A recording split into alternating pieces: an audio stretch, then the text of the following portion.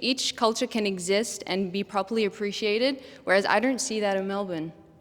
So I'm here. Say it really depends on what kind of Arabs, because not all Arabs are the same. Did that, those more traditional values might still be in line and wouldn't make the women feel the pressure to have to adopt and change into this modern world. Not even sure how to respond to that. Did you want to? You don't have to. No.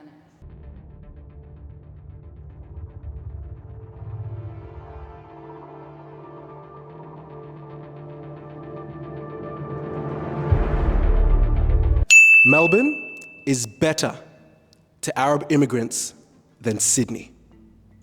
3, 2, 1.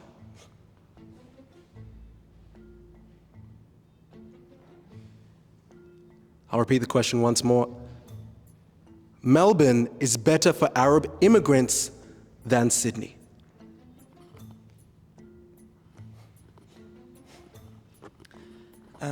I say it really depends on what kind of Arabs, because not all Arabs are the same. And I do feel people who are more family-oriented, who are more into having like a normal lifestyle, escape the chaos of the Middle East and just have a normal job and family house, might like it better in Sydney. But as a creative, I feel Melbourne is I feel a lot more represented in Melbourne as an Arab creative than I am in Sydney, for example.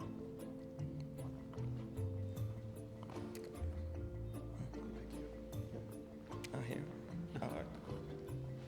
Yeah, I agree with Camille after I thought about it. I think it's better for different types of Arabs and more creative scene for Melbourne and more family scene for Sydney.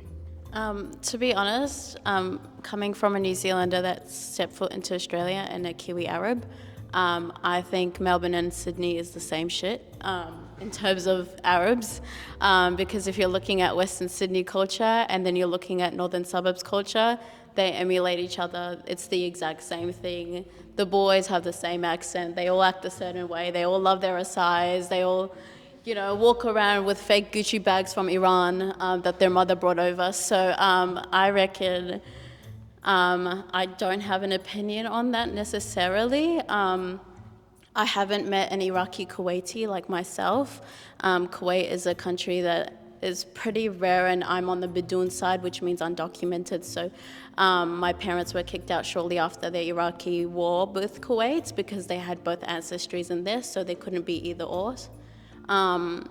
So I think because Arab is such a huge, a huge topic and a huge continent, I guess, the Middle East, there's so many different versions of us. There's even there's white Arabs and there's North African Arabs, and I've got North African in me from my dad's side.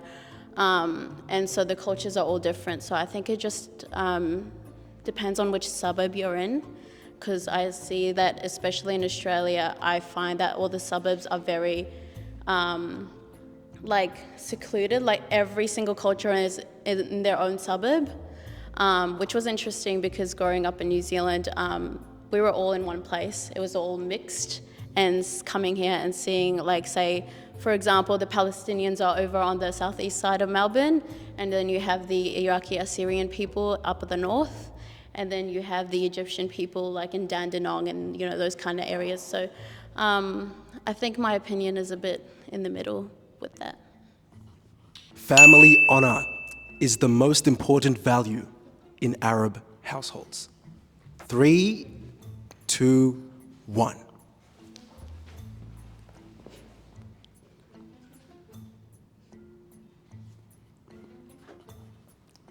Growing up, it was almost like, what would other people say about your actions? Growing up, it was almost like, what would other people say if you acted this certain way? What are they going to say about your family? So I'm kind of not all the way agree here, because even though I come from a family that's quite open-minded, I still do feel like family honor comes a big way, because family is such an important part of our culture. First of all, generation-wise, my parents' generation really value family, and also I think it has to do being someone from the diaspora, like I feel like from my friends who were born and raised in Australia, I feel there's more family values because people were raised more this way and it's the only connection to culture. While I do feel like, having grown up in Lebanon, I do feel we have a very average, like whenever I go back, I just see my family maybe once and then spend more time with my friends, for example. So it can depend, I feel, but yeah.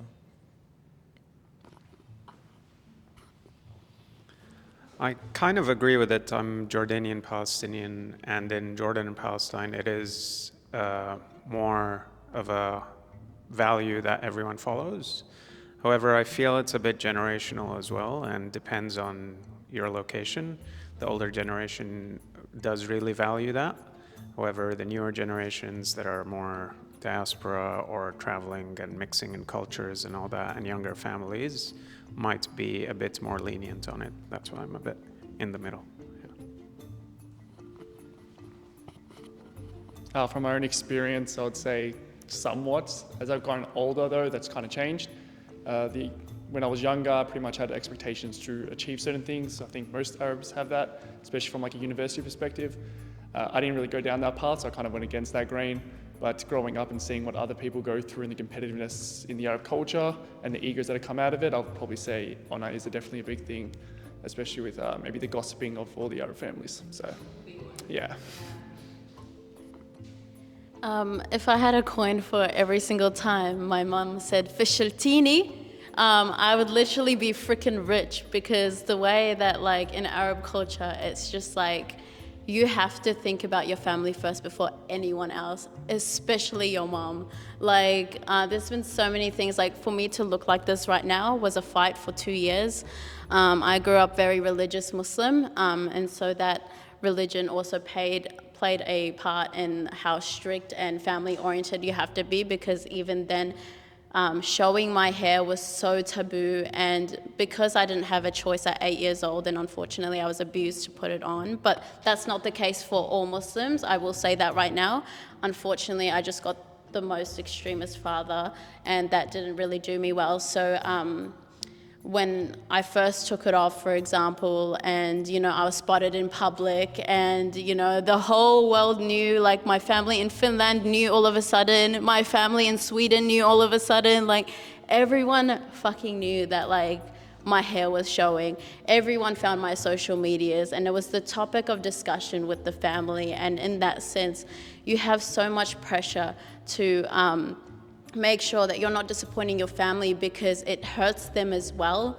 And it's something so innocent, like, you know, wanting to do something for yourself and think about yourself, but you can't do that because you have to think of the entire collective. You have to think about your family. You have to think about, you know, what is everyone gonna say, is what my mom says. So I think they're very family orientated, and sometimes that comes with pros and sometimes it comes with cons. So that's where I stand. Australian Arab women are redefining traditional gender roles. 3, 2, 1.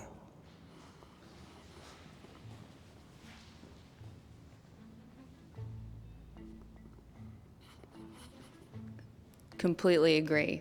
I feel like we've reached a time and age where completely agree. You can see the differences between generations.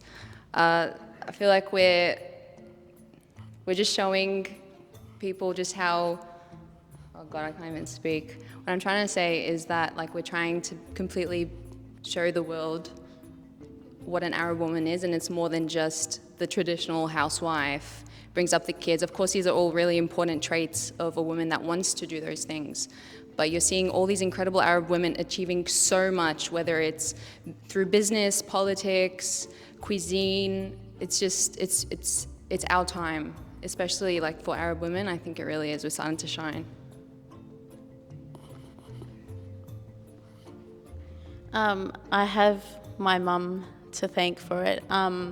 Despite our cultural opinions and differences, the one thing my mum was able to teach me is that you could really do anything, and being an Arab woman, or a woman for that matter, doesn't matter because her husband, so my father, was so abusive to her. She actually couldn't drive. She wasn't allowed to drive. She got married at 15 and he was 28. She's 39 now, so she's still so young. And she managed, and she loved to study, like she loved to study. Her dream was to finish high school but couldn't. So now she actually works in aged care, and she makes money for herself. She doesn't have to wait for a $60 allowance per week by my father. And seeing that as an Arab girl growing up, it really goes to show that, like, even though you feel like that you can't accomplish anything because of, you know, certain, depending on which family you're in, and unfortunately I was on the bad side, like, no matter what they tell you or what they think about women, especially in Arab culture, and like being defiant on, you know, not being a housewife and being able to make a career for yourself and do something for yourself, I think it's the most amazing thing. And you wouldn't see this like 10 years ago, honestly. So I think Arab women are really making a change here and teaching other Arab that they can be strong and stand on their own without a man. So yeah. I think lots of women here are making lots of change, but again, having lived most of my life in Lebanon, I do feel like women, especially around my circle, can be a bit more progressive over there. Because I do feel here like religion and values can have more of an impact as well, because it's the alienation from your culture. So sometimes there are things that become more enforced. And also I do think like the problem in Australia is like we view progress as being the dominant like Australian culture. Well, I think like it can really vary as well, like what we define as progress. So. Adding to what you were saying as well, I feel like the Arab women are also supporting other Arab women, and I love to see it, also especially in Melbourne, especially like the past few months as well. You feel like they've really had more space to, and like they've not only more space, they've been able to raise their voices a bit louder, and people are more willing to listen. It's like they're taking up their space and they're saying, this is mine and you are going to listen to me. And then the women around them are supporting them and helping elevate that. I do think it's a bit dependent on which country and cultural aspects. For Jordan example, I think what I see is women over there kind of change and adopt more things and become more creative when they move into Australian culture. So I do think there is a bit of redefinition, but it depends on which country they're coming from, what they're representing. I think the Arab women in general are definitely banding together in terms of creating this change. I don't necessarily think that it's potentially in the most positive direction, but it's also because it's heading in a direction that we haven't explored yet. But that's not to say that, because I don't think the men are living up to what their roles and responsibilities are, and I think that has created this negative thing. A lot of Arab women come from negative like households where the father doesn't even fulfill his role, and I feel like if there was a father that did that, those more traditional values might still be aligned and wouldn't make the women feel the pressure to have to adopt and change into this modern world. Not even sure how to respond to that. Did you want to? You don't have to. No. There's too much pressure to marry within the Arab culture. 3, 2,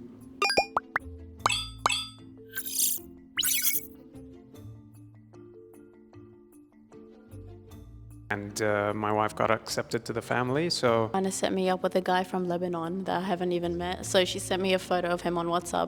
It's not about love, it has nothing to do. It's more like an arrangement. Shisha culture got developed new. Like it was more of an Ottoman thing, but it got adapted by the... It's like a gathering, people gossiping is part of our culture.